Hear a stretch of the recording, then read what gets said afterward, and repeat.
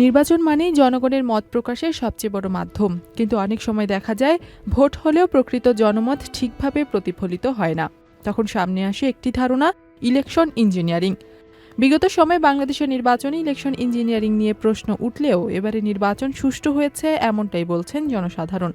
এটি কোনো আইনগত শব্দ নয়, বরং রাজনৈতিক বিশ্লেষণে ব্যবহৃত একটি ধারণা, যার মাধ্যমে বোঝানো হয় পরিকল্পিতভাবে নির্বাচনী ব্যবস্থাকে এমনভাবে সাজানো যাতে ফলাফল একটি নির্দিষ্ট পথে পরিচালিত হয়।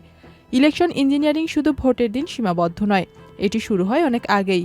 নির্বাচনী আইন পরিবর্তনের মাধ্যমে, প্রশাসনিক কাঠামো নিয়ন্ত্রণ করে, নির্বাচনী এলাকার সীমানা নির্ধারণের মাধ্যমে, বিরোধী পক্ষকে সাংগঠনিকভাবে দুর্বল করার মাধ্যমে এবং জনমত গঠনের প্রভাব বিস্তার করে।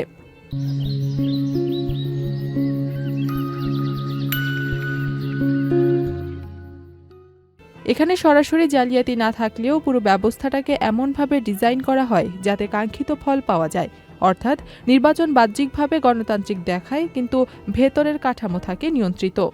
ইলেকশন ইঞ্জিনিয়ারিং মূলত নির্বাচনের অদৃশ্য প্রকৌশল।